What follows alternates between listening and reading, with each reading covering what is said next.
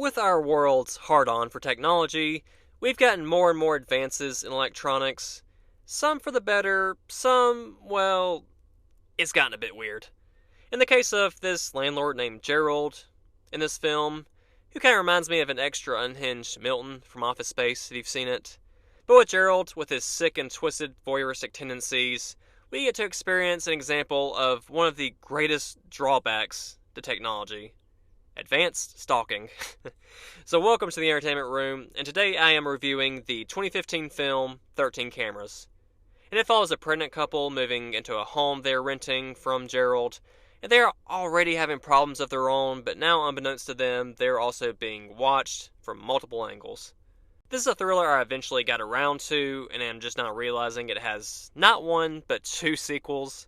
Its main approach seemingly being to make you uncomfortable by the thought of being watched without your knowledge, on top of other life issues, and what the end result might be. So does 13 Cameras do a good job with this, further instilling this fear in us? Let's dive right in.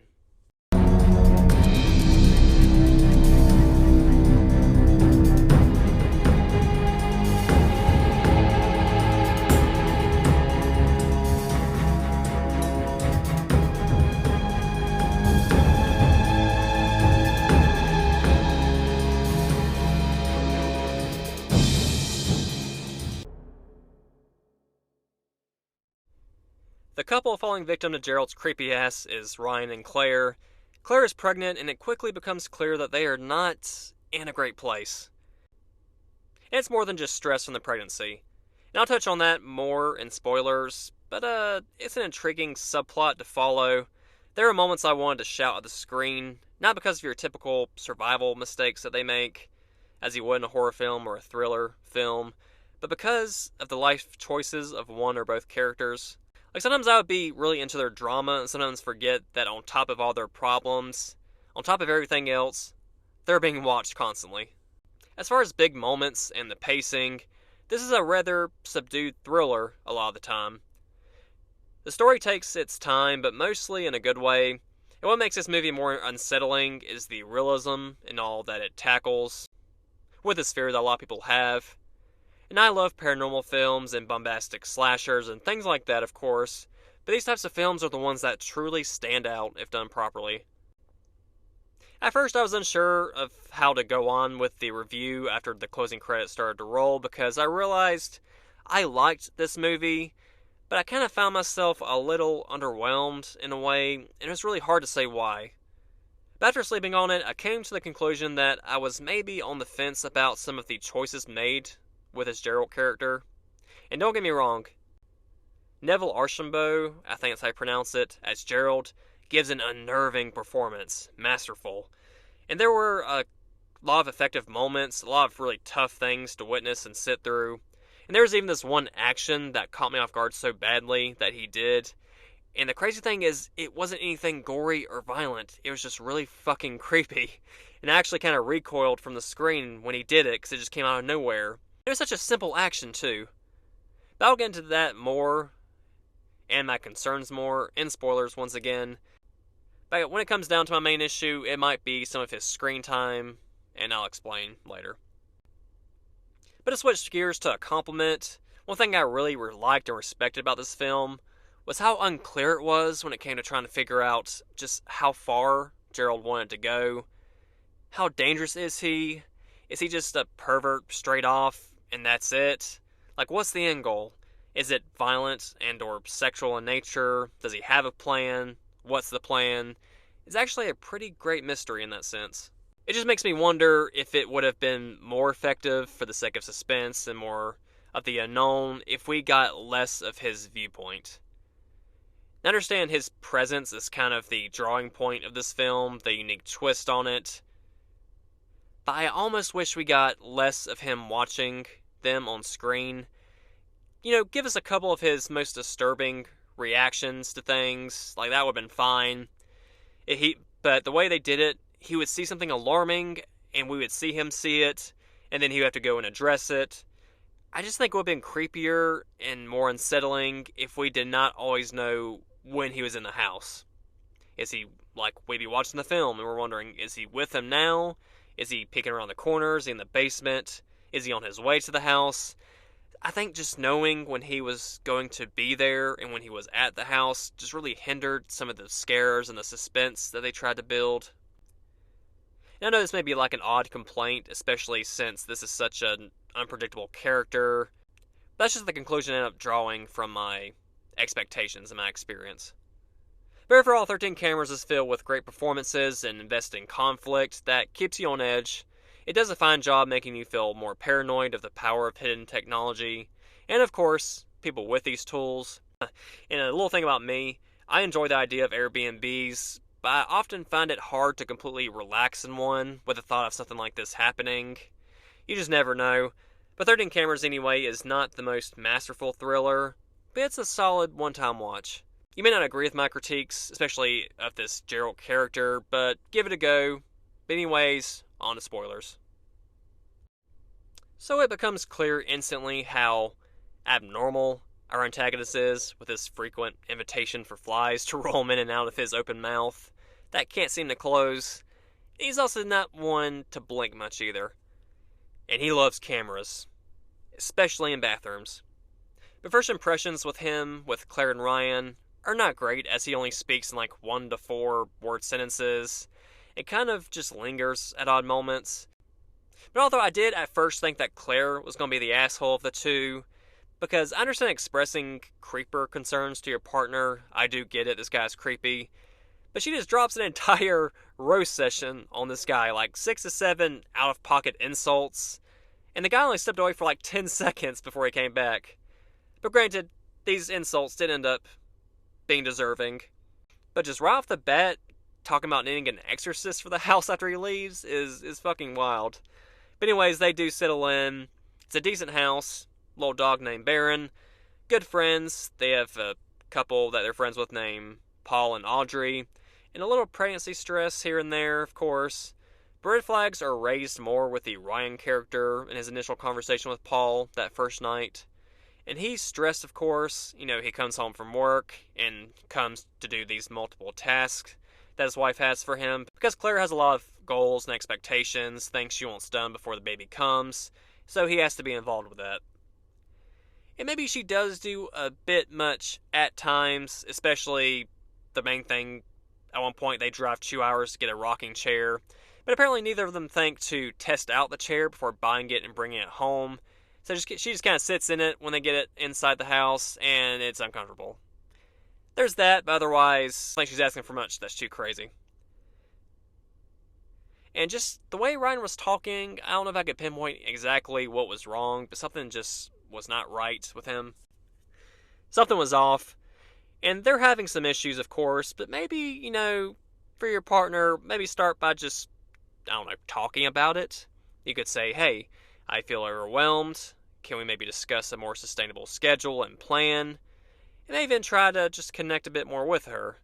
But if you're Ryan, you know what sounds like the better option? The fix-all. Fucking your assistant named Hannah, telling her you love her, and she's all you think about, and then cutting her off when she threatens to tell your wife about the sex you've been having in the various places in your house. The pool, probably the kitchen counter, definitely the bed. That's it. That's the ticket. That's how you fix everything. Dealing with your pregnant wife 101. Ryan's a fucking master. Moving on. So yeah, aside from the whole camera thing, that's the drama, the infidelity, your landlord watching you in every state of dress. But this subplot was fucking infuriating, but really fun to follow actually, as I knew Ryan would get his somehow. And just some of the bullshit that comes out of his mouth, and he does seem like so genuine when he's talking to her. It almost just felt like I was really getting up in arms over a soap opera. Now, keep in mind, I'm not saying this was shot like a soap opera, I'm not criticizing the film or the acting or the writing or anything. It's just the investment I had in this kind of reminded me of somebody stressing over a soap opera. Like I was kind of interacting with this, I was like making all these side comments, like being really intrigued by what was going on, what was going to happen next. And then even when Ryan is exposed by Paul and Audrey, he's still in the same room as Claire. It's all laid out there. He still refuses to come all the way clean. He says it happened only once, at his office. You fucker. Lying till the very end. I would say I hated him the most, but But it's kind of hard to beat out the violent, sexually depraved stalker. But to get back on track, with Gerald, I've given you my basic thoughts, I have my critiques. That's not me saying that he's a lackluster villain. He is disgusting. He rubs Claire's toothbrush all over his face and mouth. We thank God don't have to see him masturbate, but we see him at the end of cleaning up after it while watching Claire in the shower. And he's clearly turned on by Ryan and Hannah doing their thing in the pool with her ass all in front of the camera. And also the scene I mentioned earlier that made me kind of shoot back in my seat and it just really caught me off guard was when he went to go fix the toilet. It was only Claire at the house, which is already a bad thing. But he stops by, he fixes the toilet, but before he leaves, he stops right in front of Claire and just kind of stares at her for like a good 5 seconds. And then he just abruptly puts his hand on her stomach to try and feel the baby kick. And for a good few more seconds, he doesn't say shit. Just completely uninvited and random. And just when he thought she couldn't be more uncomfortable, he does this. Also, side rant, why the fuck do people in general tend to think they can just touch a woman's stomach?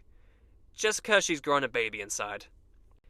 It's weird to touch a woman's stomach when there's not a baby. It's not less fucking weird to touch her stomach when there is one. If the mom doesn't outright say you can touch, I don't care how well you know them, don't fucking touch. Moving on though, that's just a side thing I've been thinking about since this movie. But for the sake of the movie though, it actually was a really great, tense moment. It'll be the one scene I do remember from this film. You also kind of ask if it's a boy or a girl. She's in shock but still trying to be polite, and she just says, we want it to be a surprise. So he touches her fucking stomach again, and like a caveman just says, girl. And what made this slightly more weird and amusing, kind of, is that in the final scene where the child is in his van, the fucking kid is a boy. Gerald just thought he had these fucking magic powers or some shit. Like, it doesn't get much creepier than that. And they do attempt some jump scares, but not many. The tension is decent aside from my earlier notes with knowing Gerald's every move, essentially. But it still maintains this eerie feeling, knowing that he's in full control, and you don't know how far he wants to take all of this. And the few jump scares there are, they're a little predictable, but not bad. The best one was probably when he popped out of the darkness of the house when Hannah forced her way inside to try and fess up to Claire. The time was just really good.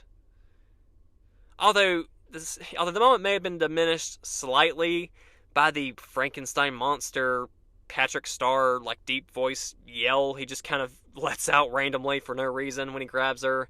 But anyways, other than that, it was fine. Then the finale when Hannah finally escapes from the basement after she was trapped down there for a while, and Gerald realizes he needs to clean house, is a decent finale. Nothing special, and it's rather short, but Gerald is fucking ruthless. And they go light on the gore even with the nature of Ryan's murder, bashing his head in with a hammer, which is not seen, but it's still pretty satisfying, to be honest, in a dark way. Although that does really suck about Claire's outcome, becoming a hostage and having her kid raised largely by Gerald now. And I really did feel for her, and I do think ultimately she got the hardest outcome. Like, she didn't die, but what's the quality of life here? And that is just reality too. That's when the reality really, truly hit in this film. It's just knowing that people are kidnapped all the time, and many of them are just never found. Even those who are the least, not that anybody deserves to be kidnapped and tortured, but sometimes it is the least deserving of people also. In this case, Claire. So 13 Cameras does a lot with rather little. It's fairly minimalistic, but gets the point across surprisingly well. It held my attention. I'm not sure if it will have a lasting impact on my memory, as there have been better films to tackle stalking and voyeurism and things like this. And we actually had a lot of first-time attempts as well with writers and directors, even some one-and-dones as far as major films. Daniel Ringley only has 13 Cameras as his main filmography, as well as writers Paul Yates and Paul Sanchez IV. Victor Zarkov actually only directed this film, but he also wrote it, and also wrote 14 Cameras, and then he proceeded to stay on as an executive producer for 15 Cameras. So a lot of first-time efforts, and while it's an effective project and an impressive first-time attempt, you do feel some of those mistakes with some of the pacing and editing choices, some writing choices, but overall I do admire them for what they made out of this film. And I am interested in the sequels. I'm unsure why this needed a sequel. I am worried that they just kind of go over the top and too far for no reason, more violent, more depraved, which isn't what made this film really work in a lot of ways, but I haven't seen them, so I could be wrong. But I'll give 13 Cameras a 6.5 out of 10. So thanks so much for listening, guys. I can't wait to get more reviews out. Let me know any film suggestions to review, and I'll see you next time on The Entertainment Room.